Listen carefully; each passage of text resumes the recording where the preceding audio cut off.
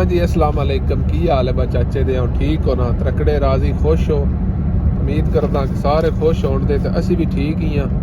है तो फिर परदेस ही है पर मजबूरी है ते एक मजबूरी भी है ते अपनी मर्जी नाल आया किहड़ा किसी धक्के ना टोरिया ठीक है इस वजह तो ना ज़हन नूं मुतमिन रखना पौंदा है खुश रहना पौंदा है ते आ गया जनाब नवी वीडियो लैके तुहानूं दस्सिया ही डॉक्टरी हुई है उस तो बाद फिंगरां दी उन्होंने ना डेट दी है तकरीबन 10 दिन ना जिस दा डॉक्टरी कराई है ना 24 घंटिया तो बाद 10 दिन का टाइम आया ही जिसे ID टाइप कराई है ना तो वो अगों फिर जेडे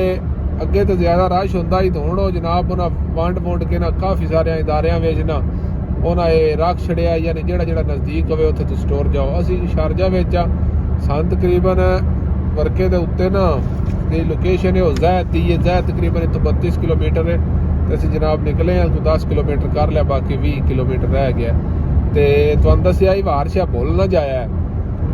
जिस तरह सब तो पहला वीज़ा अपलाई करना है अपलाई तो बाद जनाब तुहाडी अप्रूवल आवेगी अप्रूवल तो बाद 4 या 5 या 7 दिन लग सकते हैं उस तो बाद तुहाडा पक्का वीज़ा आवेगा पक्के वीज़े तो बाद प्रोटैक्टर तो बाद फिर तुसीं जिस मर्जी अपनी सीट करा सकते हो तो इत्थे आ जाना अगों इत्थे दा ये हिसाब है आउंदियां सार तुसीं डॉक्टरी करानी है डॉक्टरी की रिपोर्ट आवेगी 24 घंटे के अंदर अंदर यानी 24 घंटिया तो बाद 24 घंटिया तो बाद जनाब रिपोर्ट आवेगी उस तो बाद जनाब तुसीं अपनी ID टाइप करानी है वो तुहानूं फिंगरां दा टाइम दस्सण दे कितने टाइम तो बाद तुसीं जाके फिंगर देने ने तो उन्हां फिंगरां तो बाद जनाब कुछ दिन तक ID आवेगी वो अगली गल फिर दसांगे इस टाइम असीं जा रहे हैं फिंगर कराण साढ़े कोल डॉक्यूमेंट्स ने एक है जिहड़ा ID टाइप कराई ना ओहदा वर्क है ते एक जनाब है जिहड़ा वीज़े का वर्क है उन्हें मोहर लाई एयरपोर्ट ते वो है बाकी अप्रूवल दी कापियां ने लेकिन पता कोई नहीं उन्होंने ना विचों की शै चाहिदी जिसे करा के आवां ते फिर वो भी तुहानूं दस्सां ते पक्की किहड़ी शै चाहिदी है असीं ते सारे उंजे नाल ही ना बाई दवे सारे पेपर नाल ले लेने ठीक है तो पासपोर्ट ते अगे कोल ही है तो चलते हैं तो अंदरों तो अंदर की सूरत हाल वेने तुहानूं दस्सां ते कितना टाइम लगता है की तरीका कार है किहड़े डॉक्यूमेंट्स तुहानूं चाहिए ने ठीक है उस वे तुसीं नाल बनिया रहना तो वीडियो लाइक तो शेयर करते रहिए तो चैनल तो नवे तो चैनल नूं कर लो सबसक्राइब क्योंकि सारी इन्फॉर्मेशन दुबई दी तोड़ जनाब सऊदी अरब तोड़ी बार्डर तोड़ी सारी इंशाल्लाह तुहानूं इत्थों लाभ जैसी ये कोई दिन है ना क्योंकि इस तो बाद लाइसेंस अप्लाई करना है कोई टाइम लग जाना है लेकिन हो जाएगा ठीक है तुहाड़ियां दुआवां नाल ने ते दुआ करदे रहना ये नहीं आना बा अल्लाह करो ना ही बनो सा या वीडियो मगर लगे ना ठीक है तो मिलते हैं थोड़ी देर हाँ जी तो जने असी पुराने दफ्तर ते गए हैं जिथे कदे पुराना दफ्तर आई ना वो बंद हो गया मलिया रोड ते आई वो ज़ैद विच ही ना लोकेशन ते असी गए हैं ते वो ना बंद हो गया ही तो हुण मलिया रोड ते ना नवा दफ्तर बनया अल इदारा अल आमा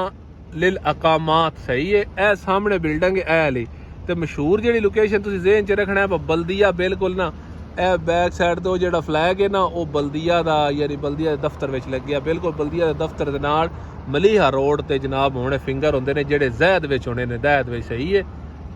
इस तो नहीं बोलना वेख लो दफ्तर बेशक ज़हन च रख लो मजीद जी लोकेशन है ना मैं थले ना डिस्क्रिप्शन में ला छड़ी है तो जिस बंदे ना पता लगा तो लोकेशन ओपन करके आ सकता है ठीक है हाँ जी तो जणिया तुसीं वेख ली लोकेशन फिर मैं तुहानूं दस छड़ा मलीहा रोड उत्ते अल ज़ैद मलीहा रोड उत्ते जनाब बल्दिया दी बिल्डिंग है बल्दिया दा दफ्तर है ओहदे बिल्कुल नाल है दफ्तर है ओहदी यानी ना बैक साइड ते सैकंड फ्लोर ते जाना पौना है तुसीं जिस बल्दिया दे दफ्तर दे नाल आ गए होए तो तुहानूं आपे ही पता लग जाएगा मजीद मैं जी लोकेशन और डिस्क्रिप्शन च मैंशन कर छड़ी है ओपन करके आ जाना बाकी जनाब मैं तुहानूं दस्सिया सानूं पता कोई ना किहड़े वर्के चाहिए ने वर्के मैं तो सारा लैके आंदा लेकिन सिर्फ ये वास्ते वर्के चाहिए ने एक जी कापी वीज़े की है ना जिसे तुहानूं मोहर लाई है एयरपोर्ट वाले वो तो पासपोर्ट इस तो अलावा कुछ भी नहीं चाहिए जिस टाइम तुसीं सैकंड फ्लोर पर जाना है तुसीं जनाब रिसेप्शन से जाना है तो उत्थे जनाब तुसीं देना है पासपोर्ट तो पेपर तो उन्हें तुहानूं टोकन नंबर दे छड़ना है टोकन नंबर लैके अंदर जाना है अंदर जाके तो जनाब कोई राशन आई तो कोई राशन आई तुसीं जाके अपनी वारी का इंतजार करना है इंज जिवें नादरा विच हुंदा है ठीक है वो नंबर तुहाडा सामने आ जाएगा उस नंबर ते तुसीं जाना है 21 बंदे वाली जाना है वो जाना जनाब तुहाडे जिस डॉक्यूमेंट्स विच ऐड करने ने ना कंप्यूटर च उस तो बाद तुहाडा नाम पुछेगा ਉਹ ਨਾਂ ਤੁਹਾਡਾ ਠੀਕ ਹੈ ਤੇ ਉਸ ਤੋਂ ਬਾਅਦ ਜਨਾਬ ਉਹ ਤੁਹਾਡੇ ਫਿੰਗਰ ਲਾਏ ਦਾ। ਫਿੰਗਰ ਕਿਹੜੇ ਕਿਹੜੇ ਲਾਏ ਦਾ ਮੈਂ ਤੁਹਾਨੂੰ ਵੀ ਦੱਸ ਛੜਾਂ। ਪਹਿਲਾਂ ਜਨਾਬ ਉਹ ਲਾਏ ਦਾ ਇਹ 4 ਉਂਗਲੀਆਂ, ਠੀਕ ਹੈ, ਪੋਟੇ। ਉਸ ਤੋਂ ਬਾਅਦ ਅੰਗੂਠਾ। ਉਸ ਤੋਂ ਬਾਅਦ ਜਨਾਬ ਅੰਗੂਠੇ ਦੀ ਲੈਫਟ ਰਾਈਟ ਯਾਨੀ ਪੂਰਾ। ਉਸ ਤੋਂ ਬਾਅਦ ਇੱਕ ਇੱਕ ਕਰਕੇ ਨਾ ਸਾਰੀਆਂ ਉਂਗਲੀਆਂ ਦੇ ਨਾਲ ਲੈਫਟ ਰਾਈਟ ਪੂਰਾ ਅੰਗੂਠਾ ਯਾਨੀ ਸਾਹਮਣੇ ਹੋਣਾ ਚਾਹੀਦਾ। ਠੀਕ ਹੋ ਗਿਆ। ਉਸ ਤੋਂ ਬਾਅਦ ਇੱਥੇ ਤੋੜੀ ਨਾ ਇਹ 4 ਉਂਗਲੀਆਂ ਉੱਤੇ ਦਰਾਏ ਦਾ ਅੰਜ, ਠੀਕ ਹੈ। ਉਸ ਤੋਂ ਬਾਅਦ ਇਹ ਉਂਗਲੀਆਂ ਅਗਾਂ ਕੱਢ ਕੇ ਤੇ ਇਹ ਜਿਹੜਾ ਪੰਜਾ ਹੈ ਨਾ ਇਹ 5 ਉਂਗਲੀਆਂ ਅਗਾਂ ਕੱਢ ਕੇ 5 ਜਨਾਬ ਉੱਤੇ ਆਵੇਗਾ। ਉਸ ਤੋਂ ਬਾਅਦ ਜਨਾਬ ਇਹ ਸਾਈਡ ਨਹੀਂ ਹੈ ਕੋਨਾ, ਇਹ ਅੰਜ ਕਰ ਕੋ ਲਾਣ ਦੇ ਤੇ ਇਹ ਕੋਨਾ ਆ ਜਾਂਦਾ। ਉਸ ਤੋਂ ਬਾਅਦ ਜਨਾਬ ਓਕੇ ਹੋ ਗਿਆ। ਕਈਆਂ ਦਾ ਮਸਲਾ ਬਣਦਾ ਫਿੰਗਰ ਯਾਨੀ ਉਹੀ ਮਸਲਾ ਕੋਈ ਨਹੀਂ ਬਣਦਾ ਹੈ, ਹੱਥ ਸ਼ਾਤ ਗੰਦੇ ਉਹਨਾਂ ਸੈਨੀਟਾਈਜ਼ਰ ਲਾ ਕੇ ਤਾਂ ਕਰ ਲੈਂਦੇ ਨੇ, ਨਾਨ ਪਤਾ ਹੈ। ਤੇ ਬਸ ਆ ਹੀ ਹੋਣਾ। ਉਸ ਤੋਂ ਬਾਅਦ ਜਨਾਬ ਉਹਨਾਂ ਮੋਹਰ ਮਾਰਨੀ ਹੈ। ਇਹ ਉਹ ਵਰਕ ਹੈ ਜਿਹੜਾ ਇਹਨਾਂ ਜਨਾਬ ਦਿੱਤਾ, ਠੀਕ ਹੈ। ਉਸ ਤੋਂ ਬਾਅਦ ਹੋਰ ਤੋਂ ਪਹਿਲਾਂ ਸੋਰੀ ਉਹਨਾਂ ਤੁਹਾਨੂੰ ਦੱਸਣਾ ਸਾਈਨ ਕਰੋ, ਤੇ ਸਾਈਨ ਉਹ ਹੀ ਕਰਨੇ ਨੇ ਜਿਹੜੀ ਤੁਸੀਂ ਆਪਣੀ ਆਈਡੀ ਤੇ ਥੋੜੀ ਕਰਦੇ ਆਏ ਹੋ, ਪਾਸਪੋਰਟ ਤੇ ਆਈਡੀ ਕਾਰਡ ਤੇ ਇਹਦੀਆਂ ਜਗ੍ਹਾ ਤੇ, ਕਿਉਂਕਿ ਸਾਈਨ ਚੇਂਜ ਕਰੀਏ ਤੇ ਫਿਰ ਮਸਲਾ ਬਣਦਾ। ਇੱਥੇ ਨਾ ਵੀ ਬਣਿਆ ਪਿੱਛਾ ਜਾ ਕੇ ਮਸਲਾ ਪਾਕਿਸਤਾਨ ਬਣ ਜਾਣਾ, ਠੀਕ ਹੈ। ਤੇ ਉਹ ਤੁਸੀਂ ਸਾਈਨ ਕਰਨੇ ਨੇ, ਉਹਨਾਂ ਸਕੈਨ ਕਰ ਲੈਣੇ ਨੇ। ਉਸ ਤੋਂ ਬਾਅਦ ਉਹਨਾਂ ਇਹ ਜਨਾਬ ਹੋਰ ਤੁਹਾਨੂੰ ਲਾ ਕੇ ਤੁਹਾਨੂੰ ਆਣਾ ਖਲਾਸ, ਠੀਕ ਹੈ। ਇਹ ਕੰਮ ਹੈ ਫਿੰਗਰਾਂ ਦਾ। ਉਸ ਤੋਂ ਬਾਅਦ ਤੁਸੀਂ ਆ ਜਾਣਾ। ਬਾਕੀ ਜਿਹੜਾ ਕੰਮ ਹੈ ਨਾ ਆਈਡੀ 3-4 ਤੁਹਾਡੀ ਆ ਜਾਏਗੀ। ਉਸ ਤੋਂ ਬਾਅਦ ਅਗਾ ਲੰਮਾ ਰੌਲਾ ਆ ਗਿਆ ਲਾਇਸੈਂਸ ਵਾਲਾ, ਕਿਤਨੇ ਪੈਸੇ ਲੱਗਣ ਦੇ, ਉਹ ਗੋਲਡਨ ਟਰਾਈ ਕੀ ਹੁੰਦੀ ਹੈ, ਕਿਤਨੇ ਪੈਸੇ ਲੈਂਦੇ ਨੇ, ਕਿਹੜਾ ਲਾਇਸੈਂਸ ਤੁਹਾਨੂੰ ਰਿਕੁਆਇਰਡ ਹੈ। ਸੁਣਿਆ ਹੈ, ਮੈਨੂੰ ਵੀ ਪਤਾ ਹੈ, ਕਈਆਂ ਬੰਦਿਆਂ ਦੱਸਿਆ ਆਹ ਲਾਇਸੈਂਸ ਹੋਵੇ ਹੋ ਜਾਏਗਾ, ਲੇਕਿਨ ਪ੍ਰੈਕਟੀਕਲ ਕੋਈ ਨਹੀਂ ਪਤਾ। ਨੈਟ ਤਾਂ ਪਤਾ ਹੈ, ਜਾਣੂਆਂ ਬੇਲੀਆਂ ਵੀ ਦੱਸਿਆ। ਮੈਂ ਇੱਕ ਟਾਈਪਿੰਗ ਵਾਲੇ ਨੂੰ ਵੀ ਫੋਨ ਕੀਤਾ, ਉਸ ਵੀ ਆਖਿਆ ਜੀ ਬਾ ਜੇ ਤੁਹਾਡੇ ਕੋਲ ਕਿਸੇ ਵੀ ਕੰਟਰੀ ਦਾ, ਆਪਣੀ ਹੋਮ ਕੰਟਰੀ ਦਾ ਜਾਂ ਗਲਫ ਕੰਟਰੀ ਦਾ ਤੁਹਾਡੇ ਕੋਲ ਲਾਇਸੈਂਸ ਹੈ ਓਰੀਜਨਲ, ਤਾਂ ਕੋਈ ਮਸਲਾ ਨਹੀਂ, ਤੁਹਾਡੀ ਗੋਲਡਨ ਟਰਾਈ ਪੈ ਜਾਏ, ਠੀਕ ਹੈ। ਉਹ ਵੇਖਾਂਗੇ ਗੋਲਡਨ ਟਰਾਈ ਵਾਸਤੇ ਕਿਤਨੀ ਫੀਸ ਹੈ, ਕਿਤਨੇ ਪੈਸੇ ਲੱਗਦੇ ਨੇ, ਉਹ ਲੰਮਾ ਰੌਲਾ ਹੈ।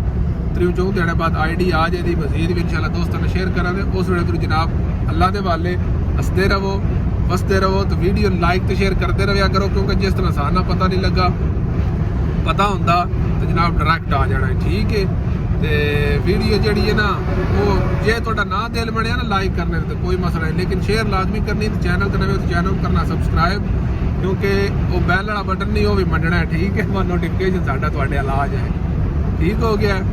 ਤੇ ਨਵੀਂ ਵੀਡੀਓ ਥੋੜੀ ਜਨਾਬ ਅੱਲਾ ਦੇ ਵਾਲੇ ਹੱਸਦੇ ਰਹੋ ਤੇ ਵਸਦੇ ਰਹੋ। ਪਾਕਿਸਤਾਨ ਜ਼ਿੰਦਾਬਾਦ।